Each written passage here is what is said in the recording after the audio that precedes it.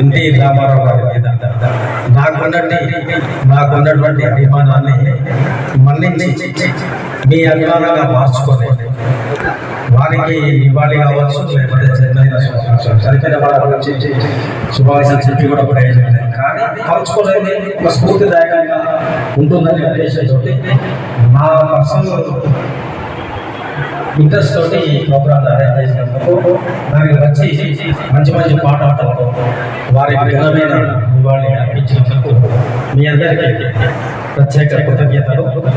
ఇలాగే మనం ముందు కూడా వివిధ కళాకారులను గౌరవించుకునే విధంగా ప్రోగ్రామ్స్ ప్లాన్ చేస్తున్నాము. ఈరోజు ఎన్టీఆర్ చేసిన ఇంకొక 10 రోజుల్లో ఎస్పీ బాలసుబ్రహ్మణ్యం జన్మదినాన్ని కూడా ఒక మంచి కార్యక్రమం ప్లాన్ చేస్తున్నాము.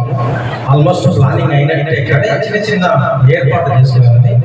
ఇక్కడ ఉన్న వాళ్ళే కాక మన గ్రూప్లో ఉన్న వాళ్ళందరూ కూడా ఇదే విధంగా సహకరించి విజయవంతమైన మంచి ప్రెజెంట్ ప్రోగ్రామ్ గా మార్చుకుంటున్నామని, మీరు అందరూ సహకరించాలని నేను ఈ సందర్భంగా కోరుతున్నాను. ఇక్కడనే మనం ఎన్టీ రామారావు గారిని చిన్న 2-3 అంశాలనే స్ఫూర్తిగా తీసుకోవాల్సింది. ఎందుకంటే ఆయన గొప్ప నటుడు, అద్భుతంగా నటించడానికి ఇప్పుడు కొత్తగా చెప్పాల్సిన అవసరం లేదు, అందరికీ తెలిసి. కానీ ఆయన ఉన్న డిసిప్లిన్, అకుంఠిత దీక్ష, ఏదైతే పని అయితే మొదలు పెట్టిందో అది అయ్యే వరకు దాని మీదనే శ్రద్ధ పెట్టడం అనేది మనం నేర్చుకుంటున్నాం. మనం మన పర్సనల్ లైఫ్లో అప్లై చేసుకుంటున్నాం, మన కళా జీవితానికి లేదా మన వృత్తి జీవితానికి, విద్యార్థి జీవితానికి దేనికి అప్లై చేసుకున్నా కానీ ఏదైతే మన డిసిప్లిన్ కార్యదీక్ష క్రమశిక్షణ అది ఉన్నవాడు ఎవడైనా జీవితంలో అత్యున్నత స్థాయికి ఎదుగుతుండడానికి మన కళ్ళ ముందు బహుశా మన జనరేషన్ వాడు, ముందు జనరేషన్ వాడు డైరెక్ట్ చూసి ఉండొచ్చు, మా జనరేషన్ వాడు దూరంగా చూసి ఉండొచ్చు.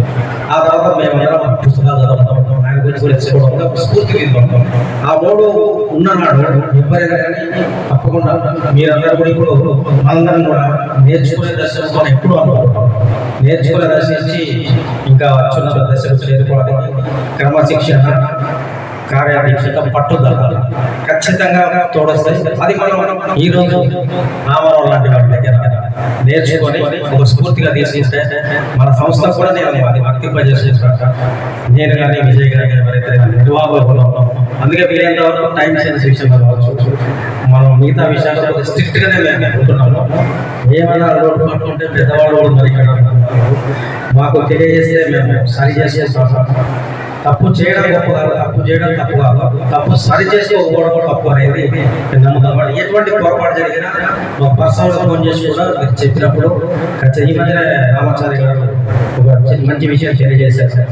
అది వెంటనే నేను ఆయనకే సార్ మీరు ముందుంటే రెక్టిఫై అయిపోయింది సార్, ఈసారి నెక్స్ట్ ప్రోగ్రామ్ ఉండొచ్చు. ఇవన్నీ కూడా ఆ ప్రోగ్రామ్ విజయవంతంగా చేయడం కోసం తీసి చర్యలో భాగంగానే రకరకాల ప్రోగ్రామ్స్ అదే పేరులో నేను విజయ్ ఇంకా 2-3 గతంలో కూడా ఇంట్రెస్ట్గా పనిచేసేవాడు. గత యానివర్సరీ కోసం తన శక్తియుక్తులు కావచ్చు, ఏ విధంగా కావచ్చు శ్రమ చేసి మనకు సహకరించే వాళ్ళని కూడా చిన్న టీంగా వేసుకొచ్చి బాధ్యతల పంపిణీ తీసుకుంటాం. దానికి మీరందరూ కూడా సహకరించారు కోరుతూ ఈరోజు కార్యక్రమానికి ఇచ్చేసి అందరికీ కూడా మరోసారి ముఖ్యంగా ఇప్పుడు లాస్ట్ పాట, ఎందుకంటే ఎన్టీ రామారావు సినిమాల్లో అనేక దేశభక్తి పాట, ప్రతి సినిమాకు ఒక దేశభక్తి పాట, ఒక ప్రబోధ గీతం ఉంటుంది. ఆ దేశభక్తి పాటలు మనం ముగించినాం. అందుకని మన విజయ్ రాధాదేవి గారికి జనని జన్మభూమి అనేది అంత మించిన శ్లోకాలు ఉండదు కాబట్టి ఆ శ్లోకంలో ముగిస్తూ జై జై.